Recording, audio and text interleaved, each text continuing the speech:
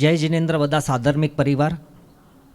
આ 19 મુદ્દાનો જે લિસ્ટ હમણાં આવ્યું છે એ લિસ્ટ તમે એક એક મુદ્દો ધ્યાનથી સાંભળશો ને તો તમને ખબર પડશે કે આ એક પ્રિયોજિત જેને આપણે ષડયંત્ર કહીએ એ આપણી સાથે થયું છે અને આપણને મને કાંઈ ખબર નથી શું થઈ રહ્યું છે. એમાં જ આપણે પાછળ રહીને આજે 13 મહિના થઈ ગયા આ વસ્તુને, એટલે આપણે કહીએ ને કે ઘા આપણે કાઢ્યો નથી પણ એને વધારે ઊંડો થવા દીધો છે.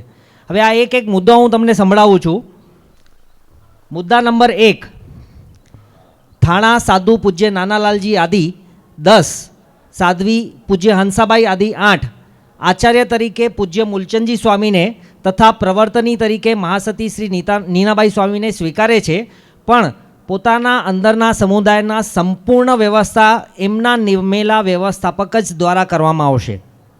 અને મુદ્દા નંબર 1માં અંતર્ગત જે સાધુ થાણા 10 છે એમના વ્યવસ્થાપક તરીકે પૂજ્ય પલકજી સ્વામી અને સાધ્વી થાણાના વ્યવસ્થાપક તરીકે હંસાબાઈ સ્વામીને નિમવામાં આવેલ છે.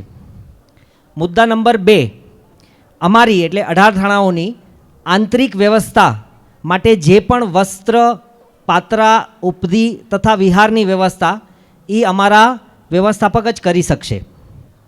મુદ્દા નંબર 3, અમને જ્ઞાન, દર્શન, ચારિત્ર, તપની આરાધના કરાવવા માટે તથા એના નિયમો માટે અમે અમારી વ્યવસ્થા અમારી મુજબ કરશું. મુદ્દા નંબર 4, કોઈ વૈરાગી ભાઈ કે બહેનને દીક્ષાનું મન થાય તો ક્યાં દીક્ષા લેવી, કોની સાથે રહેવું, કોની સાથે વિચરવું, એટલે પૂજ્ય મૂલચંદજી સ્વામી અથવા નીનાબાઈ સ્વામી સાથે અથવા વ્યવસ્થાપક સાથે, એ એમની પોતાની ઈચ્છા, તેમના માતા પિતાની ઈચ્છા મુજબ હશે.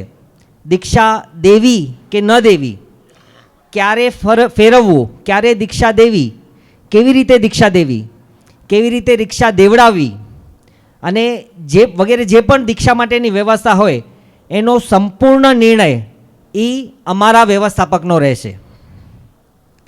દીક્ષાદાતા પૂજ્ય મૂલચંદજી સ્વામી રહેશે અને શિષ્ય પણ એમના હશે, પણ વિચરણ રહેવું એ દીક્ષાર્થીની ઈચ્છા મુજબ રહેશે. કોઈ પણ સાધુ સાધ્વીને તથા અન્ય વ્યક્તિને દીક્ષાર્થી તથા એમના કુટુંબીજનોને દીક્ષા ક્યાં લેવી તથા કોની સાથે રહેવું કે વિચરવું એનો કોઈ બી દબાણ કરવામાં નહીં આવે. કદાચ દીક્ષાર્થીને દીક્ષાદાતા કોઈક સંજોગાવશાત દીક્ષા ન આપી શક્યા તો વ્યવસ્થાપક દીક્ષા આપી શકશે. મુદ્દા નંબર 5, વર્તમાન આચાર્ય તથા તેમના પાટાનુપાટ જે પણ આચાર્ય તથા પ્રવર્તની હશે એમને આ જ બંધારણ લાગુ પડશે. મુદ્દા નંબર 6, ક્ષેત્ર વિસ્તરણ એટલે શેષકાળ અને ચાતુર્માસ આચાર્ય તથા પ્રવર્તનીને વ્યવસ્થાપક સાથે વિચાર વિનિમય કરીને નિર્ણય લેવો. મુદ્દા નંબર 7, વ્યવસ્થાપકની વ્યવસ્થાના સાધુ સાધ્વીને જ્ઞાન, દર્શન, ચારિત્ર, તપ, ધારણા, વાચના કરવા તથા કરાવવામાં તથા અન્ય બીજા કારણ ઉપસ્થિત થાય તો તેના માટે વિચાર વિનિમય આદિ કરવા અમે પરસ્પર અમારી ઈચ્છા મુજબ કરશું. મુદ્દા નંબર 8, ચતુર્વિક સંઘ માટે જે જ્ઞાન આદિની આરાધના કરવી તથા કરાવવી હોય તથા વ્યાખ્યાન આદિ માટે જે પદ્ધતિ અપનાવવી હોય તો એના માટેના નિર્ણય અમે પોતાની વ્યવસ્થા મુજબ કરી શકશું.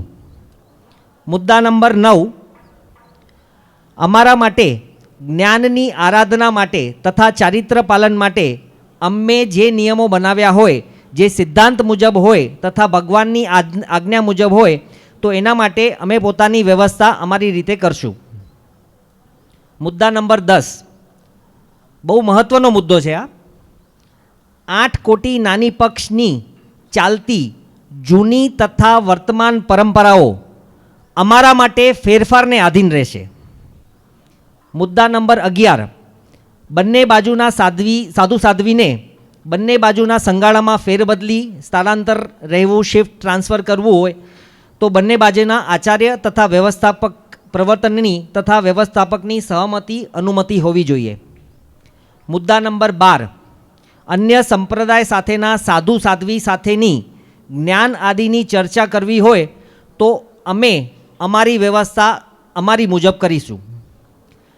આ મુદ્દાને જો કે લાલ બંધારણમાં લાલ પેનથી છેકવામાં આવ્યો હતો બંધારણમાંથી. મુદ્દા નંબર 13, અમે વર્તમાન સાધુ સાધ્વી તથા અન્ય જે ભવિષ્યમાં નવદીક્ષિત થશે તથા અન્ય જોડાયેલ સાધુ સાધ્વીના સંધાણની ગોઠવણ અમારા વ્યવસ્થાપકની જવાબદારી હશે. મુદ્દા નંબર 14, 8 કોટી નાની પક્ષના અન્ય સાધુ સાધ્વી સાથે આહાર પાણી આદિના સંભોગ, વંદન વ્યવહાર, કૃતિકર્મ, સંમેલન આદિ ખાસ પ્રસંગોમાં ભેગા રહેવું હોય એ બધું ચાલશે. મુદ્દા નંબર 15, ખાસ કારણે વૈયાવચ આદિની જરૂર પડે અરસપરસની સમજૂતી મુજબ યોગ્ય નિર્ણય લેવો. મુદ્દા નંબર 16, શકળ સંઘના જ્ઞાન સત્ર, GTM, બાલ સત્ર તથા અન્ય જે પણ પ્રવૃત્તિ હોય તે બંને બાજુ સમાન વ્યવહાર કરવાનું. મુદ્દા નંબર 17, જો વૈયાવચ આદિ જવું પડે તો અમારા નિયમ પ્રમાણે પાલન કરવું હોય તો અમે એમાં સ્વતંત્ર છીએ. મુદ્દા નંબર 18, ભવિષ્યમાં જેમ જેમ અન્ય સંજોગો ઉપસ્થિત થતા રહેશે તે પ્રમાણે આ બંધારણના સુધારા વધારા કરવા હોય તો અમે કરી શકશું. મુદ્દા નંબર 19, આ બંધારણ નિશ્ચિત મુદ્દત સુધી રહેશે. આ 19 મુદ્દાનું બંધારણ પૂજ્ય ઋષભજી અને પલકજીએ એમના અન્ય આકાઓ સાથે ભેગા મળીને રચ્યું છે. એમણે પૂજ્ય આચાર્ય પાસે માંગણી કરી કે આપ અમારા 19 મુદ્દાના બંધારણનો સ્વીકાર કરશો તો અમે 18 ઠાણા 8 કોટી નાની પક્ષના જૈન સંઘમાં રહીશું. આ સંઘની અને એકતા અને અખંડતા જળવાઈ રહે એ માટે પૂજ્ય શ્રી મૂલચંદજી સ્વામી અને મા સતી નીનાબાઈ સ્વામીએ કમને ના છૂટકે કહીએ શુક્રવાર તારીખ 8/12/2023 કારતક વટ બારસ સંવંત 2080 સકળ સંઘના તત્કાલીન પ્રમુખ ચંદ્રકાંત નાનજી ગાલાની હાજરીમાં આ 19 મુદ્દાના બંધારણનો સ્વીકાર કર્યો અને હાજર રહેલ બધા ઠાણાઓએ પણ મૂલચંદજી સ્વામીના આ નિર્ણયનો સ્વીકાર કર્યો હતો. હવે આ મુદ્દાઓ આપણે જ્યારે સાંભળીએ ને ત્યારે આપણને લાગે કે આ એક કોઈકને બ્લેકમેલ કરવા માટે આપણે વાપર્યા હોય એવા શબ્દો અને એવી વાણી આમાં લખાઈ છે. આ મુદ્દા મેં તમને સંભાળ્યા. હવે હમણાં હું આવતો હતો એમથી પહેલાં જ અમારા ગામના એક ભાઈએ મને કીધું કે આપણે એક છીએ ને તો સેફ છીએ. એ હમણાંનો એક નિર્ણય જે છે આપણા પ્રધાનમંત્રી મોદીએ આપ્યો છે. પણ આપણી માટે અહીંયા એવું કેવું છે કે આપણે એક છીએ તો સેફ છીએ અને એક નથી તો આપણે બેખોફ છીએ. હવે કોઈ પણ જાતનો ડર રાખ્યા વગર આપણે આપણા ગુરુજીને આપણે સપોર્ટ આપવાનો છે. જેના આપણા પર અનંતો ઉપકાર છે એવા ગુરુજીની સાથે આપણે રહેવાનું છે અને આપણે એ જ વિચારથી આપણે આગળ વધવાનું છે. જય જિનેન્દ્ર. કાંઈ બોલાઈ ગયું હોય તો મિચ્છામી રૂકડમ.